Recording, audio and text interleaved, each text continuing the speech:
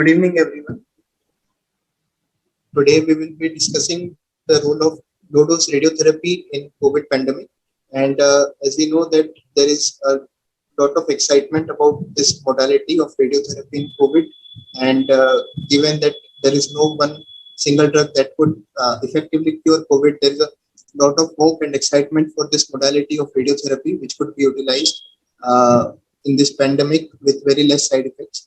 So we have with us Dr. G. Govindraj sir, who is a surgical oncologist at Harshamitra Cancer Center and is the principal investigator of the WinCovid trial ongoing at their center. And we have Dr.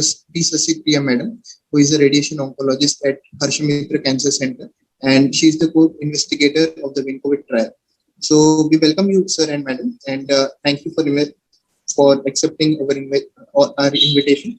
And I hand over to you now, sir.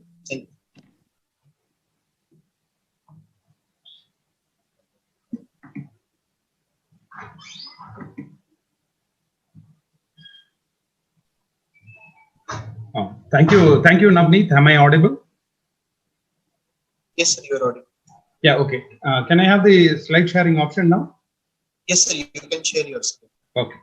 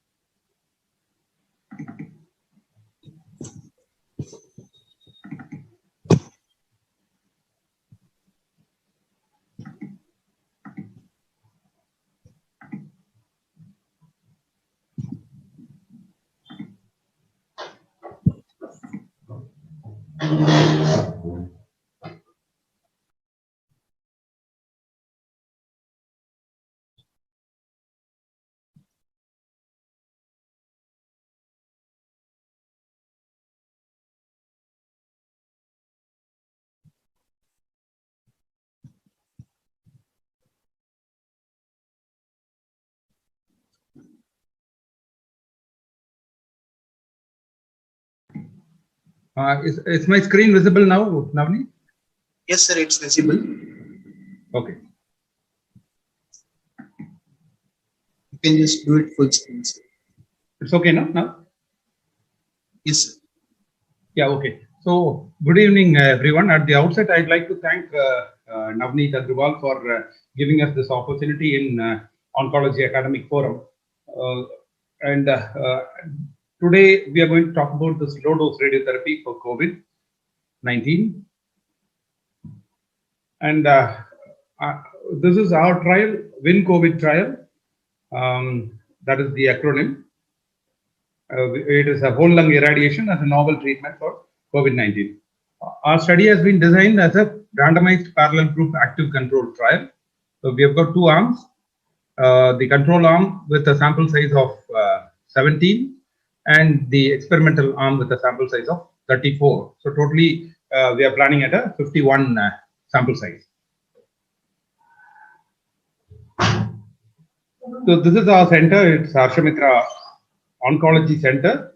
Until this COVID came, for the second wave, we were only doing oncology. After this COVID second wave, we also opened a COVID center there because we had two separate entrances. So one part we have divided into oncology and the other part we have divided as the COVID center. So we have got 20 plus 20 beds now. So for totally 40 beds for COVID alone now. Our interest in the second wave came towards low-dose radiotherapy much more intensely than the first wave, because somewhere in April, May itself, we started looking into the prospects of low-dose radiotherapy in COVID. And then by the time we got through all the hurdles, because we presented this low-dose radiotherapy proposal, the study proposal, to at least 3 or 4 ethical committees, and we actually found it very difficult to get through the ethical committees. So by the time we got through our ethical committee, it was October, and by the time in October the COVID had gone down in India, and we started recruiting from November. And November there were hardly any cases. So initial recruitment was very low. Then we almost forgot about this LDRT until the second wave, because when the second wave came, it was a real desperate situation, as you all know. Unlike the first wave, we had much more number of cases, and there were more number of deaths. Now we were seeing mass funerals, and there was an acute oxygen shortage. Even in our center, I spent sleepless nights trying to get oxygen. Sometimes I used to get my supply of oxygen in the early morning, 3 o'clock. The whole night we'll be running behind the oxygen. So that was the case. And then, of course, we all have seen papers about the remdesivir shortage and people thronging at the government centers for getting the remdesivir supply. And most importantly, difficulty in getting hospital beds, because we have seen people waiting outside, people being treated in ambulances, and a long queue of ambulances. All these are the new things in second wave, which actually pushed us harder to take up this LDRT, because we had to look out for better options. Because even now, as Navneet pointed out, there is no single definitive treatment for COVID yet. So we have to search for newer armamentariums so that we can fight it better. So because we have seen in the Solidarity trial where the very promising drugs like hydroxychloroquine, remdesivir, then the convalescent plasma, tocilizumab, all these have not proven very effective. So that left us with a desperate need for a new treatment, and that is why we took up this LDRT.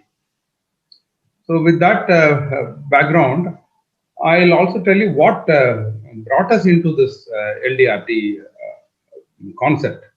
But this was the first letter which I saw in the WhatsApp. So it was forwarded to me by a physicist. And in this letter, we see the proposal for low-dose radiotherapy. This letter was written by Stephen Hahn. I mean, it was addressed to Stephen written by Jerry Cutler. It was in March 2020 itself, March. So immediately after seeing this, then we started looking into the literature, and then we came across quite a few interesting papers. Notably, among them was one paper that is by Calabrese. This Calabrese paper was very much for trying out low-dose radiotherapy in COVID pneumonia. So we went through that paper, and we were quite convinced, because it says that a single dose of 0.3 to 0.5 gray to patients experiencing pneumonia, ARDS with cytokine storm, it gives rapid amelioration of the systemic inflammatory cascade. So that was the conclusion in that paper. So this really interested us, and at the same time, we had to be cautious in getting into LDRT, because there were other papers which were against LDRT also. And there were a lot of papers against LDRT. The most notably among them was this paper by Cisco Saloma. I think you would have gone through this. Here, they have concluded that with the available scientific evidence, there is no justification for LDRT on COVID-19 pneumonia, because the two important concerns they raised were radiogenic cancer and the circulatory disease. They thought the LDRT will increase the incidence of radiogenic cancers and increase the incidence of circulatory sequelae. This left us in a dilemma whether to go for LDRT or drop it. So this is when we took a decision in favor of Calabrese, because these are the two things that impressed us. One is the hormetic response, which Calabrese was talking about. So Calabrese was a pioneer in proposing this concept, hormetic response. The hormetic response, I think you'll all be knowing, where when we go to ultra low doses, that happens anywhere, but in radiotherapy, when you go to ultra low doses of radiotherapy, the effect of radiotherapy is totally opposite of that of the therapeutic dose. Like what we use in oncology is, it is a pro-inflammatory effect. But when you go for a low dose, very low dose, the effect is totally opposite. It is a anti-inflammatory effect. So this concept, this impressed us, because the mechanism was very clear. And then also addressing the concerns about radiogenic cancer, Calabrese insists that we cannot follow a linear threshold model for estimating the risk because of this hormetic response. There is a non-linear threshold model for estimating the risk. So that is when we started searching the literature evidences for the incidence of radiogenic cancer. Then we came across a lot of papers, and then the excess absolute risk induced by radiation exposure that was calculated by Preston formula was only 0.4%. So looking at this 0.4% and then looking at various papers, we came to a conclusion that the fear of second malignancy or fear of radiogenic cancers is not very significant, and there were a lot of papers which were evaluating the risk of radiation-induced cancers, where radiotherapy used to be given for benign diseases in the past. Looking at all these things and having an estimate with Preston formula, we came to a conclusion that it is not very significant compared to the risk of deaths we are facing in COVID, and compared to the fact that we are left with no definitive treatment. So we took weighing the risks and benefits, we took a stand for LDRT. And then the concerns raised by our physicians were the viral pressure and mutation. They thought the radiotherapy can act on the virus and lead to newer mutations. So here again, we went through a lot of literature on this. And the logic here is low-dose radiotherapy does not act as an antiviral agent. So there is no selective pressure on the virus for it to mutate, because the mechanism itself is totally different. But if at all there has to be a concern on viral pressure, then it has to be on antiviral drugs like remdesivir or favipiravir rather than low-dose radiotherapy. So this was quite convincing, and so we could convince the physicians also that the possibility of viral mutations with this low-dose radiotherapy is not going to be significant. So we had some papers for that also. So with that, then we decided to go ahead with low-dose radiotherapy. But then having convinced that it is not going to be harmful, it's not going to give significant risk of radiation-induced malignancy, it's not going to cause a threat on the viral mutation, then the next question obviously is, will it going to be really effective? So with that question, then we looked into the historical evidence. So this some papers, this was the Powell paper in 1933. Powell was the pioneer in using low-dose radiotherapy in pneumonia. So he used it on a large series of 231 patients. And his observation was that the recovery was uncomplicated and complete. And he says, while he was trying to have a control, so he was trying to give low-dose radiotherapy to every alternate patient, so that he could compare. Because now the major criticism on the historical series is that it was not having proper controls and they were not randomized control studies.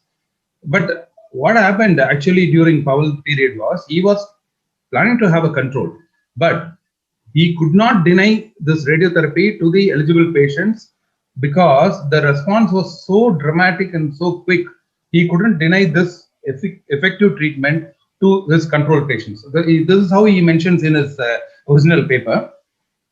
He had intended to employ radiation therapy in alternative cases of pneumonia to evaluate patient responses. However, Powell stated that his staff could not permit this alternating process to continue since patients receiving the X-ray treatment were relieved of the respiratory and circulatory distress within 0.5 to 3 hours after treatment. So that was a dramatic finding, which we are also experiencing now. And it is very surprising to know that my COVID ward sister, the senior sister, she was suggesting low-dose radiotherapy to the suffering patients because they watch the patients very closely and they see how dramatically these patients improve after the LDRT, and these sisters were very much for low-dose radiotherapy, and even now we are facing the same problem of getting our controls, because we are not able to deny this low-dose radiotherapy because our patients are responding very well. The resolution here, this is in Powell series. After 7 days, the X-ray response is very good, and almost similar responses we are also seeing. Our 7-day X-rays are showing very good, excellent responses. Because our study has been submitted for publication today, I am unable to show my results now, but soon it will be published. But I'm just sharing my experience. The radiological response is also very good in all our patients, both X-rays and on CT. So then we looked at various papers, and we were very much surprised to see the machine that they were using is in the kV range, not the linear accelerators or the cobalt machines that we use. These were the mobile X-ray machines in the kV range. So that was quite interesting for us. And with this historical background, we studied the paper published by Calabrese again in 2013. In this paper, it is very clearly explained about the mechanism of action, and he also mentions about the various animal studies, the phase 1 studies about the low-dose radiotherapy having an anti-inflammatory mechanism. So then we got convinced at the mechanism how it works, because historical evidence alone is not enough for us to design a scientific trial. We wanted to know the exact mechanism how it acts. So we all know that the pathophysiology behind COVID pneumonia is, it is not the virus that is causing the deaths, it is only the hyperimmune response that is causing the death. So usually what happens, once the virus enters into the alveoli, it triggers an inflammatory response. The inflammatory response clears the virus, and once the virus gets cleared, the immune system also stops working, the alveoli becomes clear. This is what happens in majority of the patients. But in about 10 to 15% of the patients, the immune response doesn't stop after clearing the virus. The immune response continues, and this continuation results in a cytokine cascade. So there will be a storm. So this is what we call as a cytokine storm, where extensive amount of cytokines are released, and these cytokines damage the alveolar epithelium, the capillary endothelium, and all these cytokines enter into the bloodstream. They migrate to the systemic circulation, reach the different organs, cause end organ damage, and multi-organ failure and death. So this is what happens. So how this low-dose radiotherapy acts? For that, we must know the fact that macrophage, which is a very key factor in bringing about inflammation, is of two types. One is the M1 and M2. The M1 macrophage is a pro-inflammatory macrophage that releases pro-inflammatory cytokines, brings about the inflammatory response. Whereas M2 macrophage is anti-inflammatory. It releases the anti-inflammatory cytokines and brings an end to the inflammatory cascade. This is equally balanced. So whenever there is an inflammatory response, initially the M1 macrophage population increases in number, and then after the inflammation gets over, it is the M2 for increasing in number, and it has to bring an end to the inflammation. So this is what normally happens. But in cytokine storm, what happens is the M2 macrophages fail to increase in number, and that is why the pro-inflammatory cytokines released by the M1 macrophages continue to release the cytokines, and which exhibits as a cytokine storm. Clinically, we get all these symptoms like difficulty in breathing, the hypoxia, renal failure, and biochemically we can get the inflammatory markers, and radiologically we have an abnormal CT scans. Then how this low-dose radiotherapy act on the cytokine storm? Now, again going back to Calabrese's paper, we could see that the mechanism of action is very clear. The low-dose radiotherapy polarizes the M1 macrophages to M2. So the population of macrophages increases from M1, it increases to M2 when we deliver low-dose radiotherapy, and this takes place at the cellular level. So because of this genetic effect, the M1 macrophages transform to M2, and there is an increase in the number of M2 macrophages, thereby the anti-inflammatory response occurs. So this is what happens in various studies they have quoted. When we look at the immune changes that take place after the low-dose radiotherapy. In terms of macrophages, after the low-dose radiotherapy, the radiation increases the number of M2 phenotype of macrophages. And when we look at the cytokines, the interleukin 10, which is the anti-inflammatory cytokine, is increased by radiation. So low-dose radiotherapy increases the anti-inflammatory cytokine. At the same time, it reduces the interleukin 6, which is a pro-inflammatory cytokine. And here it is quite interesting to see in the anti-inflammatory response. I think this will be of significance now, because steroids, they also reduce the activity of T cells, whereas radiation increases the activity of T cells and NK cells. Thereby, this selective immunomodulation can help in preventing secondary infections, and probably we are yet to see low-dose radiotherapy, I think, can decrease the incidence of secondary infections, and particularly this mucormycosis that we are facing now. There is a quite possibility here because of the selective immunomodulation. Then the next question was why the low dose? As we have already seen, the hormetic response, it is effective only when we give it in low doses, because when we go to higher doses, the pro-inflammatory property of radiotherapy takes over, whereas in low doses, the anti-inflammatory property takes over. So that is why it should be less than 1 gray. So we had a choice of selecting between 0.1 to 1 gray, and we opted to settle at the medium of 0.5 gray, because this was the dose recommended in Calabrese paper. So we thought of taking that dose itself. It was an arbitrary decision only, because various papers, by then we had a look into various international papers by the time we started, and each study was having its own dosage limit. There was this Emory University study which was using 1.5 gray, and Ames was using 0.7. But most of the other studies in the US, they were using 0.5. So we settled at 0.5, and we were giving this 0.5. And justification for this, we again had a literature search, and in this paper, Arenas et al., we could see the various effects on the inflammatory cytokines when the dose differs. So all of them, they suggested that the expected anti-inflammatory response of radiotherapy is achieved only when the dose is between 0.1 to 1 gray. So that is why we settled at 0.5.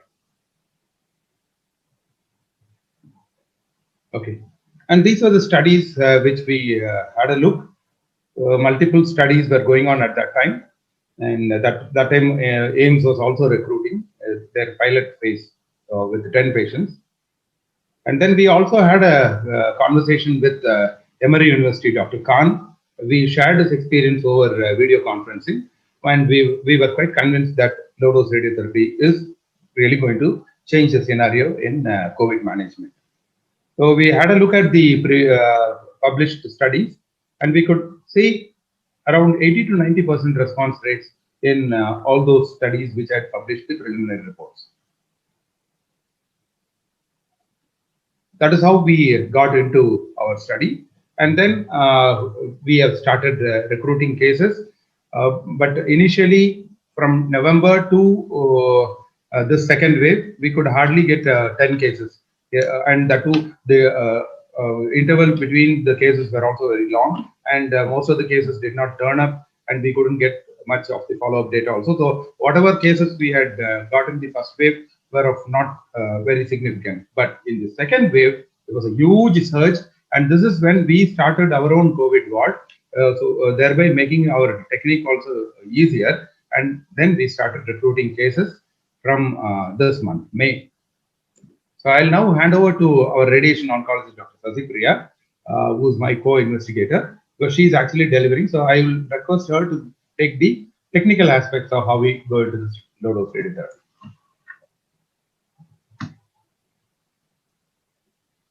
Good evening to all. I would like to thank the organizing committee for giving this wonderful opportunity. As a radiation oncologist, I'm going to talk about the low-dose radiotherapy planning for COVID-19 patients at our institute, Ashamitra Oncology Private Limited. It is a conventional method. We use varying unique performance linear accelerator, single energy 6 MV with SSD 100 centimeter. Patient is positioned on the Lena couch. Mid chest wall is aligned with room lasers. Patient's position is supine, head straight, neck slightly extended with neck rest B, arms position both hands above the head. No immobilization methods. Our target volume is entire bilateral lungs. Field borders superiorly just above the suprasternal notch, inferiorly 2 cm below the ziposternum, laterally 2 cm medial to anterior axillary fold on either side. Patient separation is measured with vertical couch movement with help of SSD indicator. Half of separation is considered as prescription depth. Our field size usually varies from 23 to 30 to 30 depending upon the individuals for covering entire bilateral lungs. Coming to patient setup verification, SSD is verified. Patient setup is verified by EPID, electronic portal image device. Field size is also confirmed whether it is covering entire bilateral lungs. Treatment is delivered in APPA field, 0.25 gray in AP, 0.25 gray in PA for a total dose of 0.5 gray at dose rate of 100 monitor unit per minute based on field size and prescription depth. Usually it is ranging from 27 monitor unit to 31. Our beam on time is 20 to 25 seconds per field. Total treatment time is 7 to 10 minutes only, including patient positioning, EPID verification, beam on tip, and shifting patient out of the Lena room. This is the radiation technique that we follow in our institute. Now we hand over to Dr. Govindraj. Okay, so that was about the technical aspect which I handed over to the radiation oncologist. Now I'll move on to how we conducted the study. More of practical things I'll be discussing now. So this WinCovid trial was registered in CTRI in October 2020. And we started recruiting since November 2020. And as I already said, most of the recruitments were done in this 1 month itself during the second wave.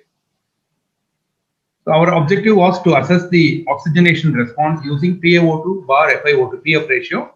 And where PF ratio was not available, we had an alternative to measure the SpO2 bar FiO2 SF ratio at baseline and then every day till day 7. So this was the primary objective that we wanted to assess. And then to assess the radiological response by chest X-ray on day 3 and day 7 and CT scan on day 14. We had serial monitoring of inflammatory markers also. The CRP, interleukin 6, D-dimer and ferritin were measured at baseline before RT and then on day 3, 7 and 14 after RT. We had the objective of assessing the time to clinical recovery, that is recovering to room air, and the total number of hospital days. And also, one of our secondary endpoint was mortality at 1 month post LDRT. Inclusion criteria, all patients RT-PCR proven above the age of 40 with less than 10 days of symptom onset that wanted hospitalization. And they were all receiving the current standard medications as per the guidelines, the currently practiced guidelines, that is steroids, antivirals, antibiotics, anticoagulants, and all other supplements. Along with that, we gave the low-dose radiotherapy. That was the inclusion criteria. And the patients should have a moderate category of COVID, that is SpO2 less than 94, respiratory rate above 24, and when we looked at the SF ratio less than 357. This was the criteria that we had. Exclusion criteria, prior history of lobectomy, prior RT to chest, prior chemotherapy, and prior immunotherapy, because we wanted to remove the confounding factors there, pre-existing heart diseases, history of bone marrow or organ transplantation, autoimmune diseases that may contraindicate radiotherapy, and then hereditary syndromes which may be associated with increased sensitivity to radiation, and pregnancy. This was our study design. The study was designed into two phases. The first was the exploratory phase where we recruited 10 patients primarily to assess the safety. After this exploratory phase, the study was designed in such a way if we do not see a good response in the improvement of the PF or SF ratio, we had put the cutoff as we should see an improvement by at least 20% in 30% of the population. That is among the 10 patients. So if we don't see that, we had planned to stop the study. But to our surprise, we could get an excellent response. So we continued to the next phase of the study. That was the experimental phase, which is a control study. Here we had a control of 17, as I already mentioned, in the control arm and 34 in the study arm. So this is where we are now. We are recruiting patients in the, and we have finished, because as of today, we have done LDRT on 53 patients. So our study is almost over. We are now into the data analysis and will be published shortly. So these are the practical details, because we had this COVID ward in the ground floor and we had the radiotherapy in the basement. So it was easy for us to shift the patient because all these patients were oxygen dependent. So we had to shift them with the oxygen cylinder. All our staff were in the PPE. The patient was shifted from just one floor. So it was easy. So from the ground floor, they get shifted to the basement. And in the basement, we had this linear accelerator. And as already mentioned by Dr. Sasipriya, the radiation technique was followed. Patients were monitored. The dosage was delivered. And அரசாங்கத்தின் பதிவு பெற்ற இரண்டாம் கட்ட ஆராய்ச்சியானது இந்தியாவிலே. So I'll play a short video on முதல் முறையாக, because the important question is how we are going to actually shift the patient to the linear accelerator, and then how we are going to sanitize the machine and use the same machine for cancer patients also. So this is the question raised by many. So that is why I'm sharing a small video which will tell us how we shift the patient and then how we sanitize also. I hope that will run for a few minutes. Yeah, okay. So this is our hospital. And as I was mentioning, we took these COVID patients in the evening, because in the morning sessions we had the machine for the cancer patients. So this is actually a mock drill when we were training the staff.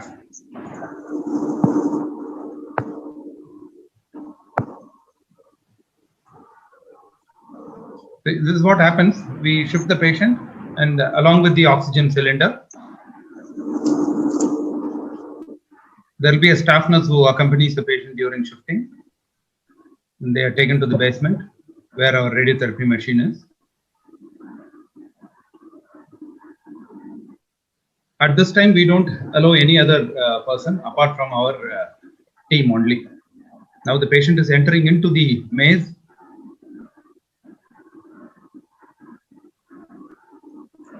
When they reach the radiotherapy machine, there will be already staff posted there.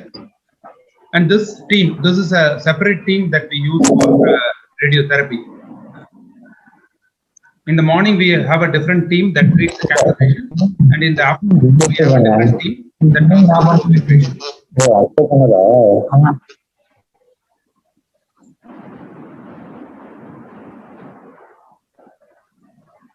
All these techniques were already mentioned by Dr. Sasipriya. The patient positioning, checking the portals,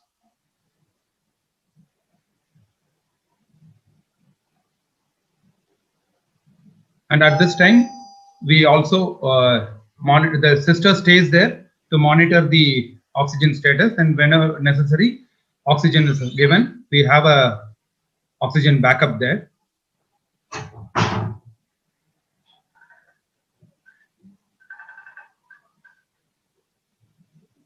Then it is the usual radiation technique only that we follow.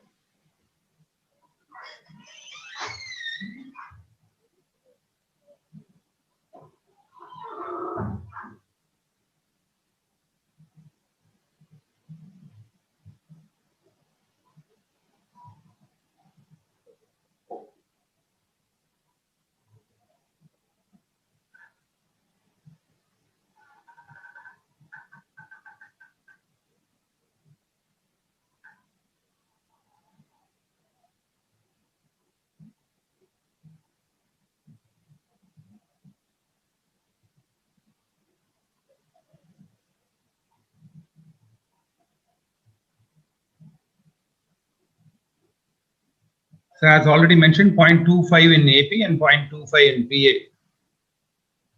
to a total dose of 0.5 gray is delivered.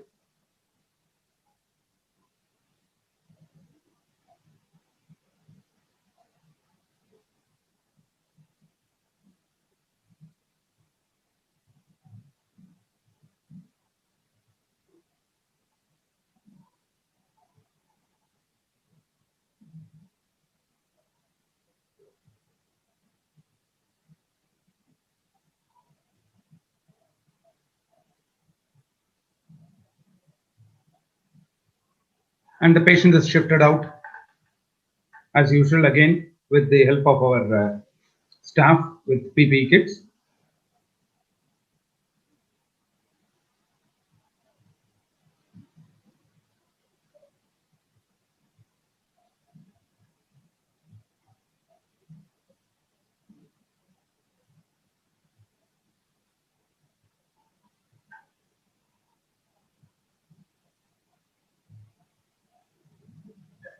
This is not the real patient. This is actually a mock drill with one of our staff.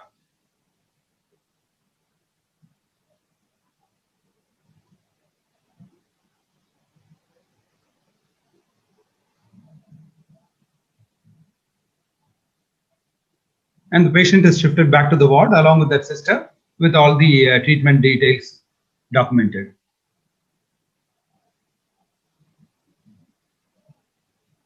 So this happens in the evening. We have allotted between 4 to 7 p.m.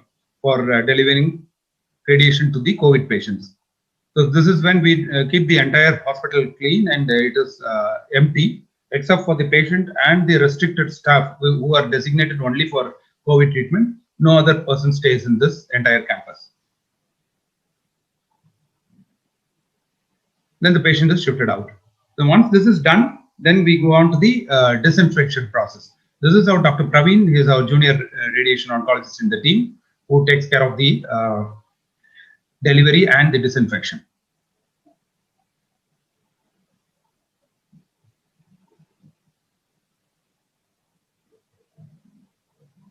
That same night, after the last COVID patient is done, we have a separate team that comes and they use these reagents as per ICMR guidelines, and we have also taken confirmation from the vendor of the machine.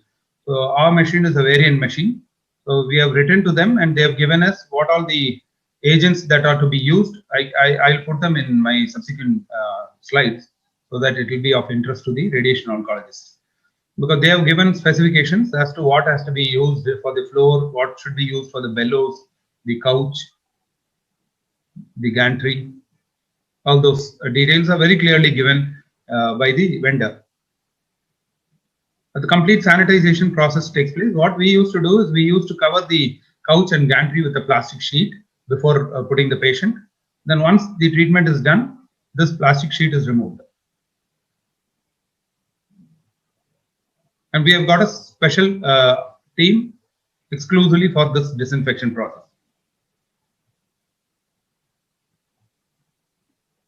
So all the areas where there are likely to be handling by our staff, those areas are actually covered and they are disinfected.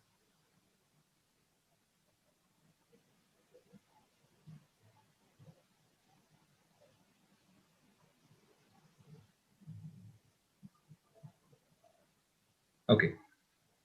So this actually I played this video because majority of the people were asking about how we do the disinfection, how we are able to manage both the oncology patients and the COVID patients at a time. I'll move again back to my presentation.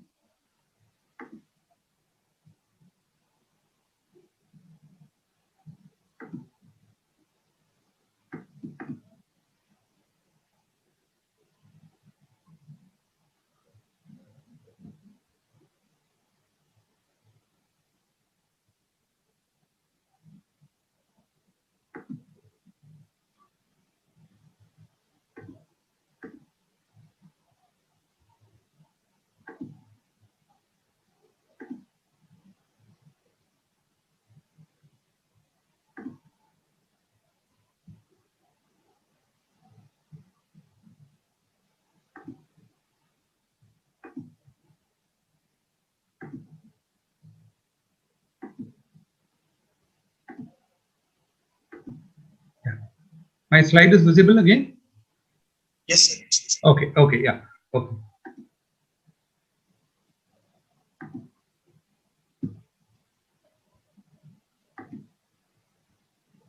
Sorry. Yeah. Okay.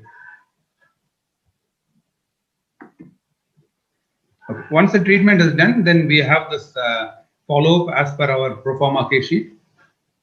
We monitor the oxygen saturation, both SpO2 and the ABG, PO2 bar FiO2, SF ratio and the PF ratio. It is usually taken at the baseline before giving the LDRT, and then after LDRT at 3 hours, 6 hours, 12 hours, day 1, and after 36 hours. Like this we monitor. Then on day 2, 3, 4, up to day 7. And say, so for the ABG, do at 6 hours, and then on day 1, 2, 3, 4, and 7. We also monitor the biochemical parameters: CRP, ferritin, interleukin 6, D-dimer, hemoglobin, WBC count, neutrophils, NLR ratio, and the CT chest is done at baseline and on day 14. Chest X-ray is done at baseline and then on day 3 and day 7.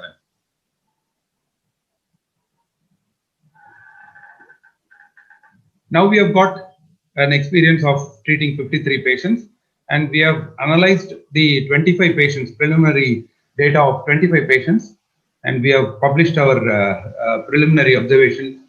We have submitted for publication. It is yet to be published. And based on this experience, we could make out these observations. One is, first of all, it is very safe and it is well tolerated by all the patients. There were no acute toxicities in any of these patients.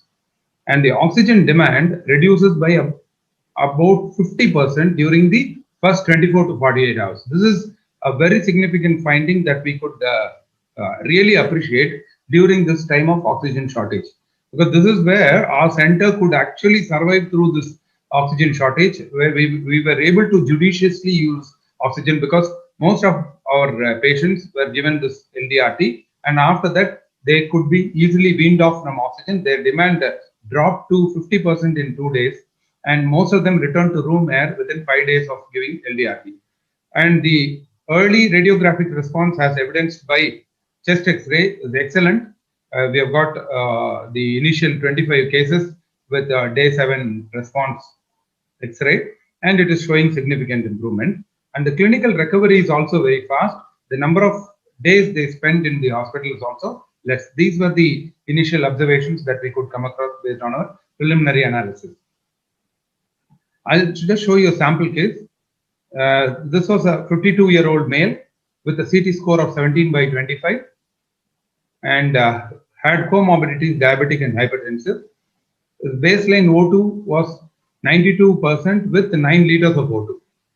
After this is where he was given LDRT, and after 48 hours on day 2, his saturation level was 94, maintained with 4 liters. So from 9 liters, it came to 4 liters in 48 hours. This is the significant drop we could see. And the very next day, he went to room air, and till discharge, he was on room air. And he was discharged without any complications. So like this, we could see in 88% of our patients, we could see this consistent improvement in oxygen saturation by 48 hours. And in our experience, we could see poor results in these areas. Patients who are already on NIV or high flow or mechanical ventilation, they don't do well with LDRT. And patients with CT severity score of more than 20, about 25, that more than 80% of lung damage, they don't do well. And patients presenting longer than 2 weeks since the onset of symptoms, they don't do well. And the maximum effect is seen when the patient desaturates, and if we give this low dose radiotherapy within a week of hypoxia. So within that period, if it is given, it is really very helpful, and we can see the significant improvement in the oxygen status. So to conclude, low dose radiotherapy prevents patients with moderate COVID pneumonia from deteriorating to severe and critical stage in 88% of the cases in our study. And particularly in current situation where there is a high demand for oxygen, high demand for hospital beds, by improving the oxygen status, we are cutting down on the oxygen usage. By rapid recovery and early discharge, we are cutting down the number of hospital days spent by individual patients. Thereby, we are allocating more beds for more patients to be treated. So these were the preliminary findings that we could do, and I feel low dose radiotherapy has a real impact on the COVID management, and which has to be taken up by many centers. Now comes the practical difficulties that we face. This is the concern raised by our treating physicians, and majority of the centers will also have this question. Because one is shifting the patients, particularly on oxygen, shifting them, it is very difficult, sometimes risky for the patient himself and for the paramedics who are shifting because of the spread of infection to them. Second thing is it can interfere with the treatment of cancer patients, because we are though many of the centers may not have two machines for them to dedicate one machine for COVID patients and one for cancer patients, because we have to share the machine for both COVID and cancer. That is another difficulty. Keeping this in mind, what we did was in the first wave itself, because we knew that this would be a problem, so we devised a portable machine. Before that, this is the disinfection protocol. This is given by our vendor. Actually, you can get it from your vendor, because they give different agents. So, and they recommend for different agents for example, for control console, a mild bleach, and for the couch covers and bellows, they recommend Enzol. Like this couch top, they recommend Enzol. Camera, they recommend mild bleach, like this. Okay, this is our portable machine. The portable machine we have devised, because it was not available anywhere in India. We had to sit with our manufacturer, and it was actually a 3 to 4 months long task. And finally, we came out with our portable machine that could deliver 0.5 gray. We named it as COVID-X, and this has been submitted to AERB for their type approval, and recently AERB has given approval for this portable radiotherapy machine. This is a COVID-X. This can deliver 0.25 gray in one setting. This is our AERB approval for this machine. Now we are pending DCGI clearance. Once that is cleared, this will come to the market, and then we can actually start a study on using this portable machine also. Because portable machine has a lot of advantages. This can be taken to the bedside, because most of the COVID treating physicians would not risk shifting their patients to a linear accelerator and then shifting back them to the ward. Will be quite risky. And it can avoid infection spread, because the machine goes there and the patient does not move out of the COVID ward. And another major advantage is the cancer patient's treatment need not be disturbed at all. The linear accelerator can be left alone, and this machine can be used.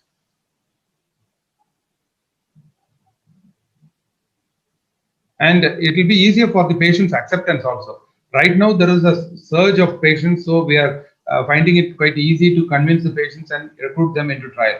But in the end of first wave, where we actually started the trial, it was really difficult for us to convince the patients because they were ready for anything that was done at the bedside. But shifting them to the linear accelerator and shifting them back was a really difficult task to convince the treating physician and to convince the patient's relatives.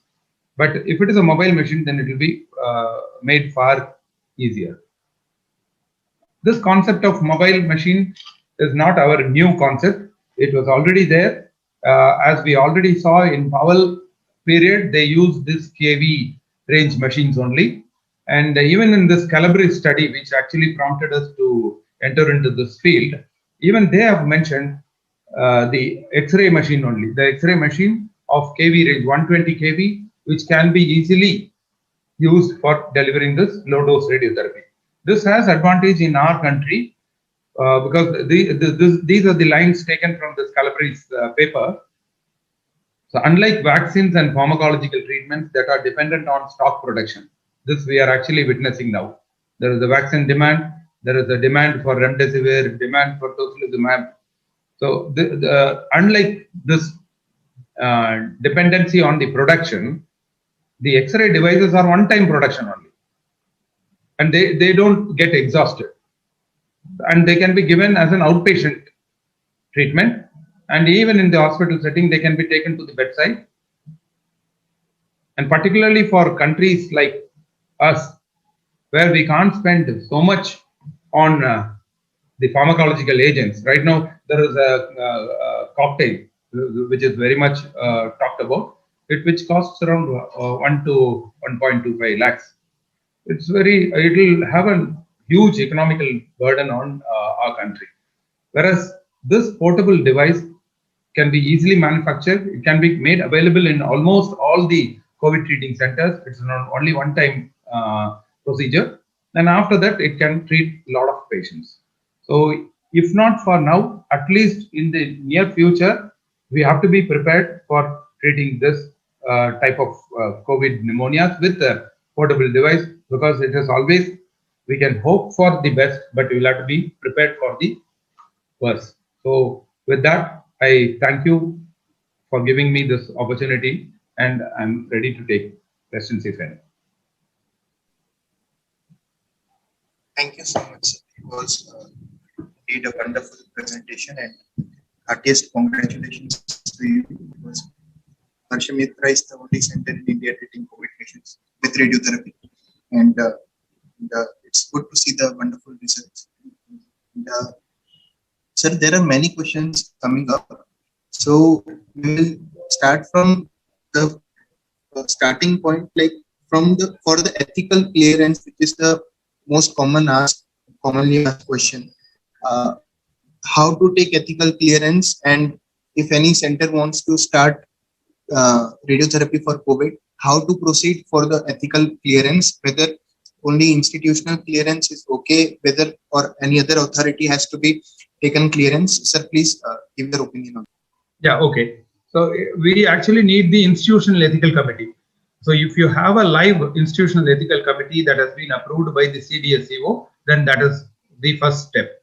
And for us to convince the ethical committee was very, very difficult. As I already mentioned, we went through 4 different institutions and we couldn't get it through. So actually now it will be made much easier, because having our study now, and there is much more talk about low dose radiotherapy and much more desperate need for newer agents. Now I think it will be easier to convince the ethical committee, unlike the situation which we faced last year.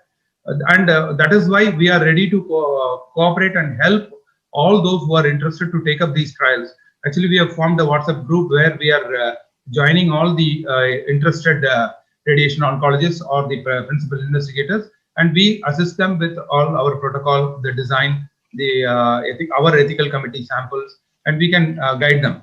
And the first step is to get your institutional ethical committee. There's no other body, and once that is done, you need to get it registered in CTRI if you wish, and that's all. There's no other requirement for initiating a trial.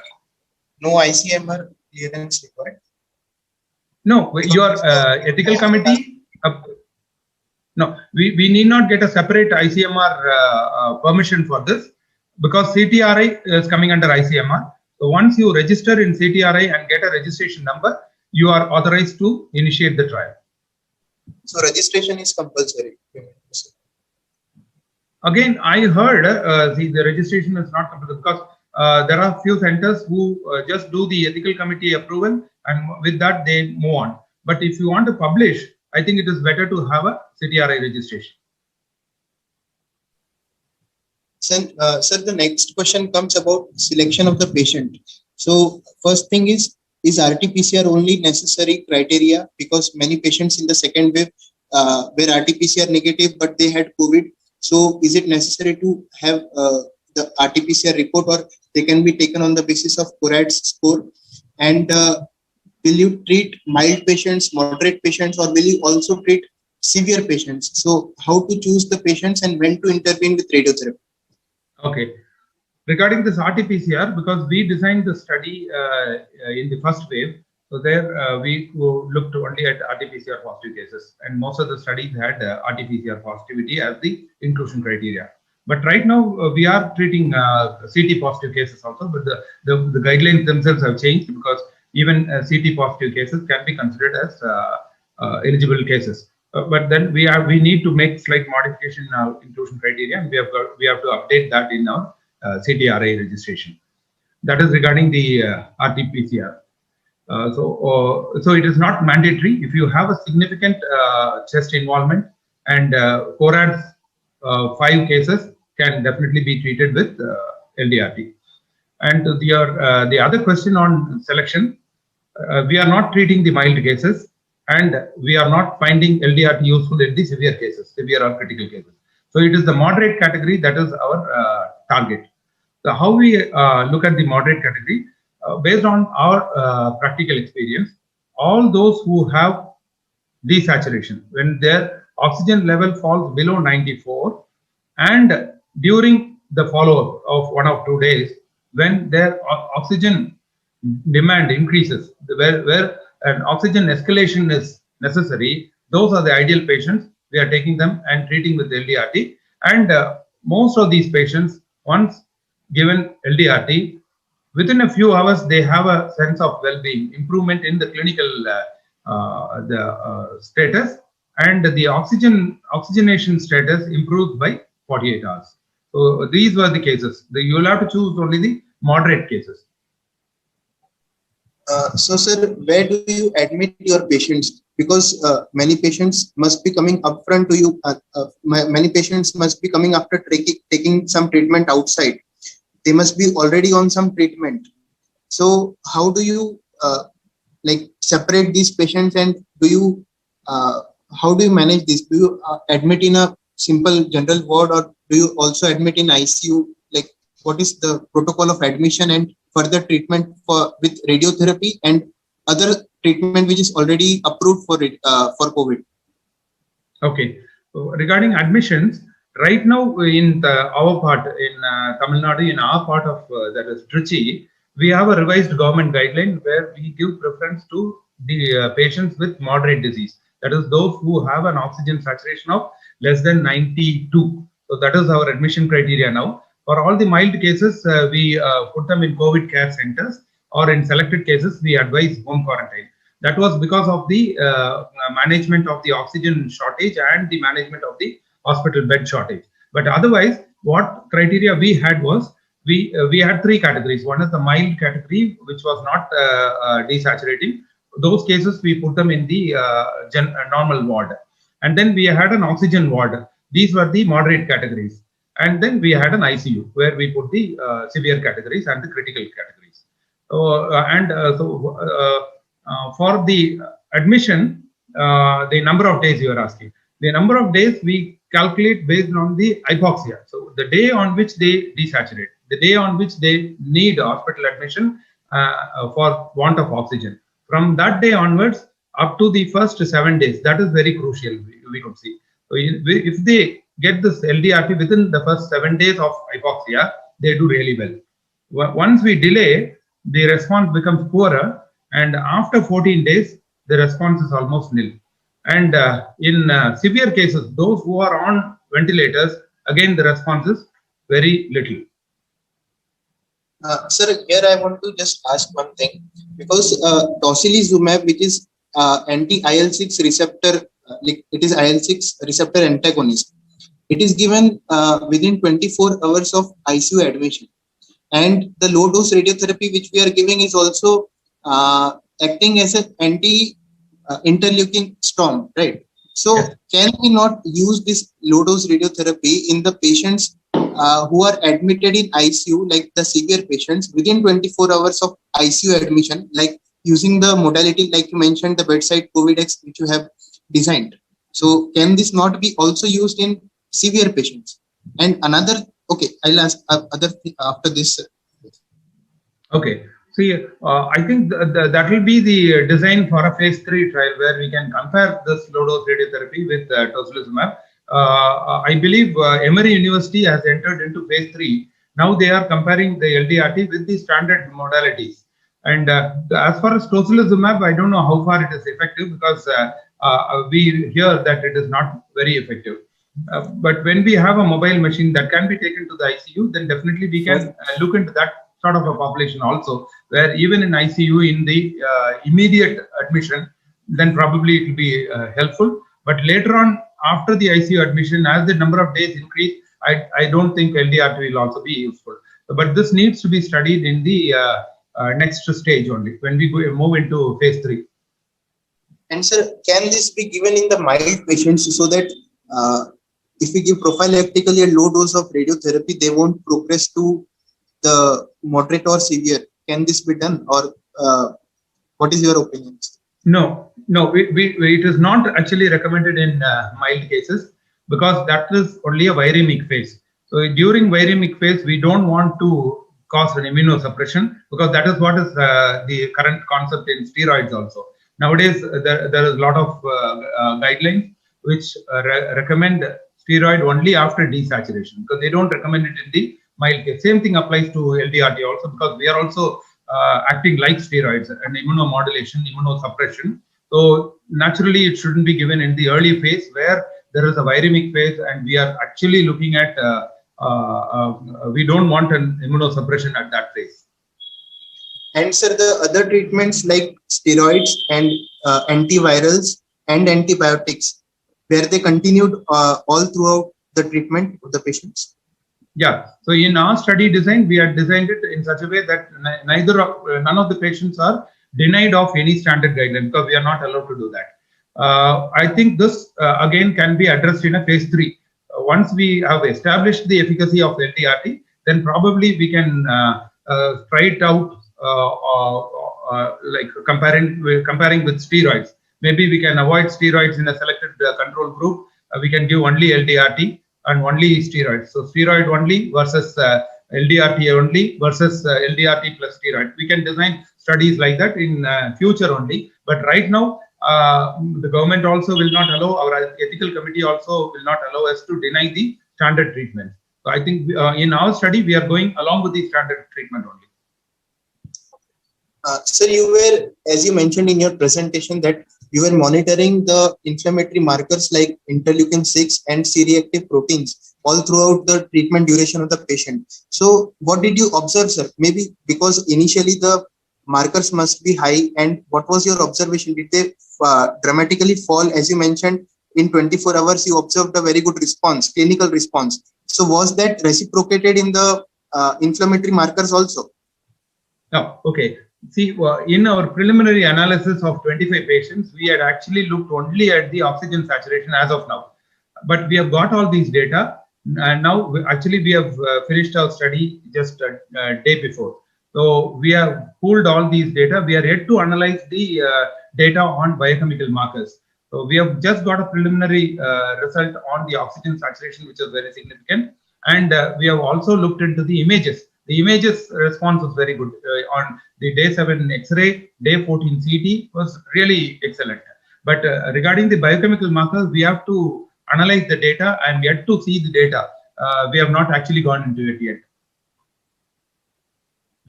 Sir, another thing is that before, because in your study you have compulsorily done a baseline CT scan and then at day 14 you have also repeated a CT scan of the thorax.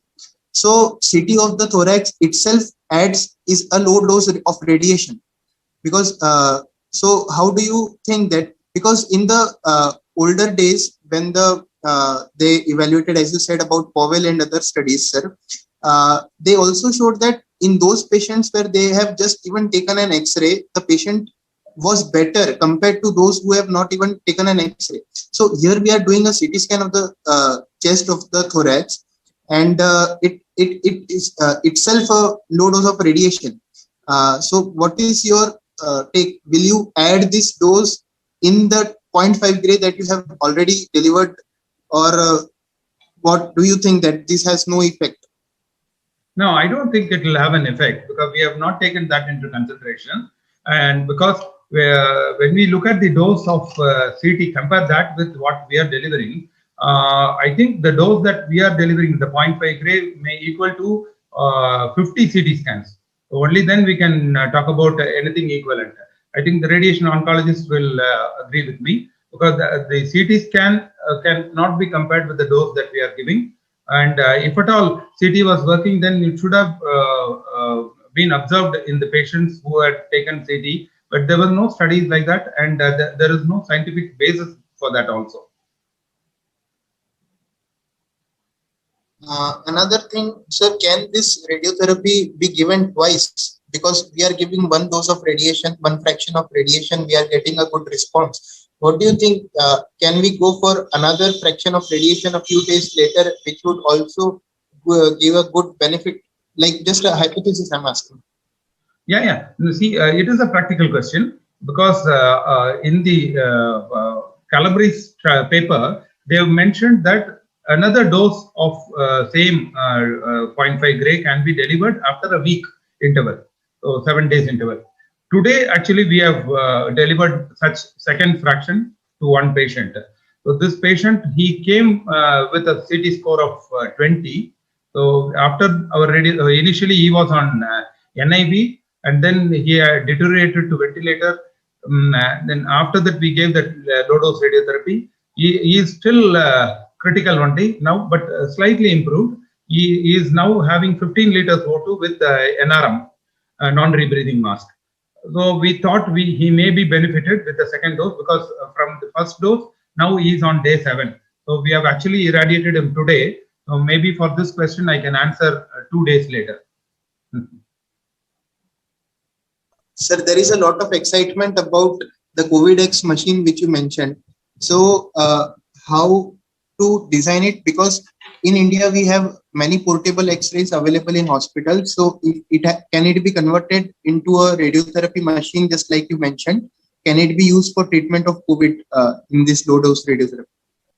Okay, I think the existing machines cannot be just modified, but all that external thing is the same.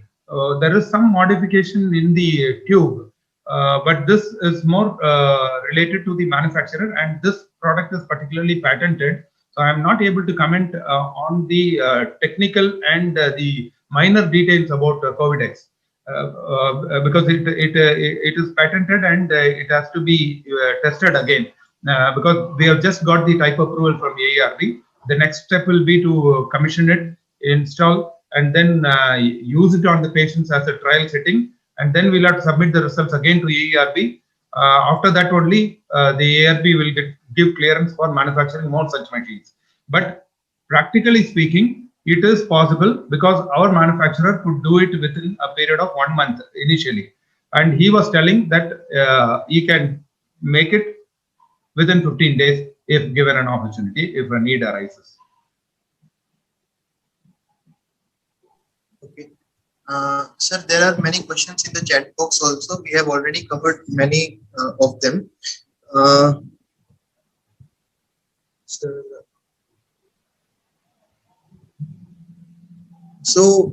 do you do the fumigation of the room, of the radiation room? Pardon, I didn't get you. Fumigation, sir. In the no. Yeah, we don't fumigate because it was not recommended in our vendor's manual. I don't know, because sometimes what we have seen, because I am a surgical oncologist, we have fumigated and sometimes it goes and damages our switches or some electrical components. Maybe we didn't want to take a risk for our radiotherapy machine. It was not recommended. What we do is we use Lysol and 1% sodium hypochlorite. Sir, another thing is like suppose if any institute they only have the X-ray machine and like you said that it could be converted for use of radiotherapy. So, sir, will it need AERB approval again, or can it they use without approval? No. See, the ordinary X-ray machines cannot deliver 0.25 gray. So they have to have a modification in their tube itself. So this can happen only with the manufacturer, and the manufacturer has to get the type approval for the manufacturing license from AERB. Without that, he cannot give us a machine, portable machine that can deliver 0.25, because it is not it will not be approved in terms of safety. So right now the existing machines cannot be used. These are special machines that have to be manufactured. Ma'am, I want to ask you a question because before delivering the radiotherapy, you did not do a CT scan. You took the patient directly to the treatment machine and probably you treated just by the field there. And so when did you take the separation of the and when did you do the treatment planning for the patient, treatment delivery planning? Okay, so we have not done CT planning. As madam already mentioned, it was we just took the port films. So it was only made using the EPID. So there were no CT plannings, and then we had this discussion whether CT planning will improve. I think it needs to be tested again. But right now we don't need a CT planning because we are not targeting any tumor. We are just targeting the entire lung. And the second thing is we don't want to expose the again the CT room, the CT personnel also. So we try to minimize the exposure both in terms of the personnel and the infrastructure. So I think CT planning is not mandatory, but if at all, it has to be studied further. So maybe we can compare CT planning versus direct two-dimensional. So there are questions coming up regarding did you use the MLC or just without MLC the treatment was done? No, it is just open field only. We are not using any MLC. Okay. What is the minimum CT score that you included, sir? Minimum, I think our lowest CT score was around 12. So that is 50%. So 50 to 75%, they had excellent response. Dr. Govindaj, this was a wonderful presentation. This is Dr. Rishabh from AIIMS New Delhi. And and it is wonderful to see that you are taking up the work forward. And I would like to add a few points because I have done an extensive research about low dose radiotherapy, and I can see that you have cited a few tables from my paper. Just wanted to say that one important point which we have to convey to everyone, that this is more of an immunomodulatory than anti-inflammatory in nature, because what happens is that the CD4 and the CD8 and the T lymphocytes and the B lymphocytes, they are not affected as much as compared to the macrophage inactivation.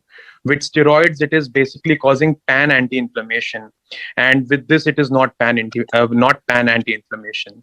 Point number two: one of the doctors had asked regarding the use of IL-6 in severe patients. So the answer to that will be that one of the randomized trials have been published using sham radiation at 14 days in very critical patients, which did not found benefit. One of the main reason is again the anti-inflammatory properties are not present throughout all the inflammation causing cells. That is there is less effect on the lymphocytes and the B lymphocytes, and at 14 days probably you'd require pan inflammation as per the recovery trial, that you require dexamethasone or you require steroids, which will reduce the inflammation across all cells. So this is one point which has to be remembered. Second, I would also like to add regarding, I would rather say that I hope you have done the dosimetry data regarding your portable X-ray machine using either a Phantom or a Phantom with a air tissue interface, because in the table which you have quoted regarding how Powell has used X-ray machines, basically they modify the filter.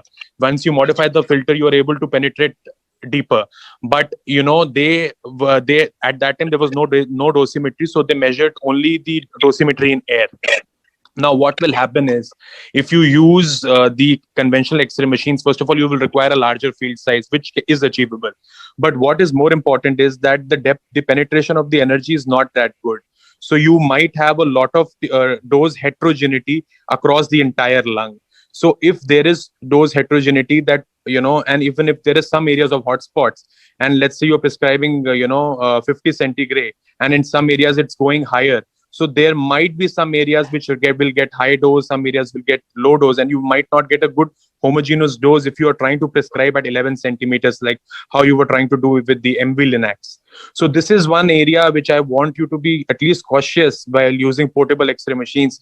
When we already have sophisticated dosimetric planning techniques, we have a CBCT on which you can also try to do planning. It is available on the linear accelerator itself. So these are the areas that we have to be very sure before we try to treat with the patients with portable X-ray machines. Yeah, I do agree regarding the last point. When we have a linear accelerator, naturally that comes as a first choice. So definitely, linear cannot replace the portable machine. But portable has its own advantages. It is only actually an alternative where the patient cannot be shifted. Like if you want to do a trial on severe cases, then portable becomes a better opportunity. But as you said, we have taken into consideration the dose distribution. We have done dosimetry because the AERB was so stringent in that they asked us to do it some 4 or 5 times, and using our ion chambers, where I'm not the right person to comment on that. We have our physics team. We have got 3 medical physicists and 2 radiation oncologists who are involved in that process. So we went through a stringent process, and then finally only we could get the AERB type approval after 6 months. So I think these issues will be addressed by that. But how they turn out to into clinical benefit, that is yet to be seen. Only we have designed a separate trial using our portable machine. In that, maybe we can come across the dose distribution problems, maybe the acute toxicities, if at all any skin toxicity. All these need to be addressed. I do agree, because that is really very preliminary only to comment on that now. Wonderful. And one last point I would like to add is that, regarding the sterilization process, and, see, radiation is something which can even kill the virus, but it is not the X-rays, but it is actually the UVC radiation. The UVC radiation has very less energy, so it is able to attenuate inside the RNA of the virus, whereas X-rays with high energy are unable to deposit its energy in the RNA. So, so if you look at the literature now, UVC radiation is a very good method of not only, killing the virus, cleaning the area, and it can even kill the aerosols or the airborne contamination. So if you have a UVC based method to kill the virus, whether it's an air circulating chamber or a surface killing UVC light, it is very much anti-virucidal, and you require only 3 millijoules of dose to be delivered to actually inactivate the virus. So multiple papers you will find, because actually UVC radiation has been used for 100 years, as long as X-rays to kill, to save people. UVC radiation is actually used to kill viruses, bacteria, and even fungus, to actually reduce the contamination in the areas. And this has been used for the past 100 years. You will not find chemical, data from chemicals that how they kill the virus and how much log kill has been reduced by the chemicals. But you will find data from UVC radiation, how that has killed the virus. So I think if you are doing that, you should also look at, UVC radiation to sterilize the entire area. Yeah, that's a good suggestion, because we have come across some machines like that. They were recommending that for our operation theaters too. We can think of that. We can put that machine in the linear accelerators. But why we didn't do it? Because looking at the mode of infection, it is not airborne. So we didn't give importance to that. We concentrated more on the surface sterilization and the floor. But this can be implemented. It's quite easy. It is a simple device that can be installed into the LINAC bunker, and it will take care of the environment sterilization also. I do agree. Absolutely. And I must congratulate you again that you have done a very good work and you have taken forward the work. And, this kind of work probably will, again, help a lot of patients. Thank you. And that's a wonderful job. Wonderful job. Thanks for your inputs, and thanks for giving us the opportunity to take forward your study, in fact. Thank you. Thank you. Thank you so much, yes, sir, for your inputs. So if there are any other questions, please unmute and ask. Sir, shall I ask a question to Dr. Rishabh? Yes, please. Yes, please. Yes, please. Sir, what happened to your patients during the second wave when you gave radiotherapy during the first wave? So our trial was actually done during the first wave. So for the second wave, there were a few logistical issues that we were having, that we wanted to start another larger trial, and that's right now facing some hurdles. But I think we will overcome that to start a new trial. But this our treatment was done in the first wave. Yes, sir. I was asking about what is their status at present during this second wave? During the second wave, that I think we have to look into that about how they are doing, and I think that's a good question. Probably we'll look into it, and I'll be able to answer that. But we haven't had a long-term follow-up for them right now, and I will not be in the state to tell it to you right now. So yes, sir. Yeah, 6 months they would have completed now, sir. Yeah, easily. But right now I'm not in the position to share that information. That's the only thing. Yes, sir. No issues. Yes. We can get some idea if you have some long-term follow-up. What's happening? Yes, sure. So that is building up, and the only thing is I'm not allowed to disclose the details. That's the only thing. Sure, sir. Because we may get a third wave, we may get a fourth wave like that. Yes. So what I can say is, that people have been using, like if you look at the randomized data for even hydroxychloroquine, remdesivir, and multiple drugs which are created by pharmaceutical companies, none of them have a foolproof data to say that it is helpful.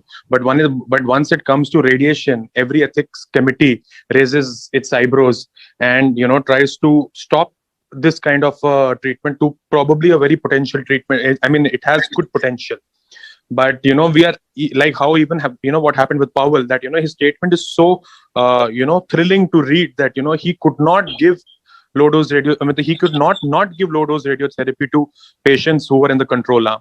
So when people make these statements, we have to look this into detail, and we require more and more hospitals to build up this large data using low dose radiation to probably prove that it helps, or if not, then we again have to say that it doesn't help. But the studies have to be done, and the ethics committee need to be convinced that this is to be done.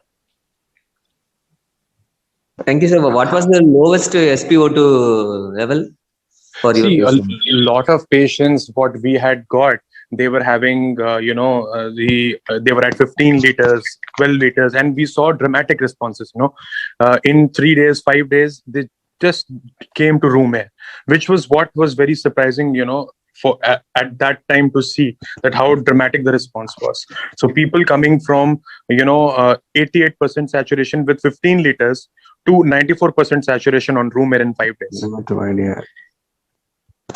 Thank you, sir. Is Varian advising to use ultraviolet C? See, what happens is that we have to confirm again with Varian, but for surf, I am talking about air sterilization and surface. So for air, there are two things that you can take out the airborne contaminants, and even anthrax spores can also be killed by UVC radiation. That does not involve any direct application on the machines. And what you need to understand is that UVC has a very, very small penetration. What it can only cause is discoloration to the plastics and to the polycarbonate if it has a very long exposure. That is the only thing which it can cause. It cannot even penetrate your skin layer to your dermis level. It is that weak, that radiation.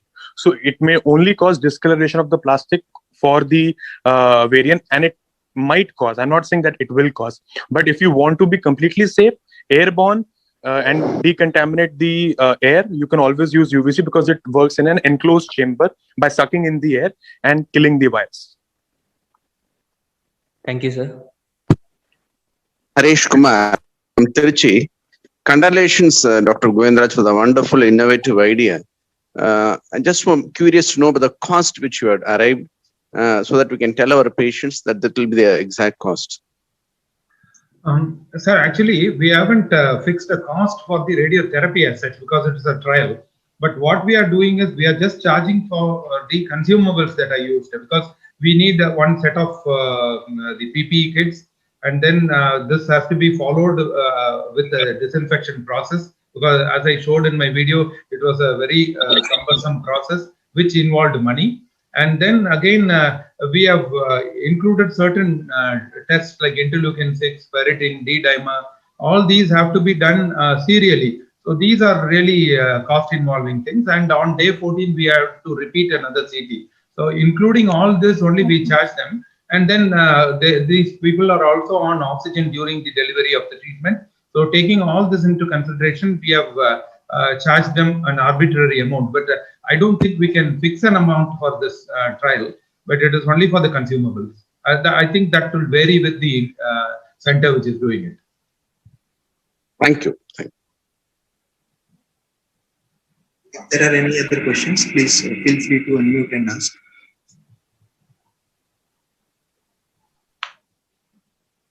Okay.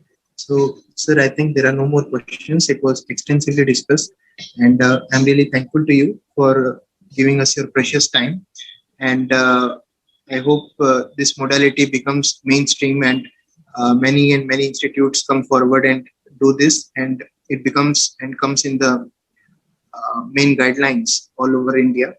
And I hope we get something better out of this. So thank you so much, sir, and thank you so much, madam, for giving your precious time. And thank you to all the audience and for your wonderful interaction and for attending this event. Thank you so much. Thank you. Thank you, Navneet. Thank you.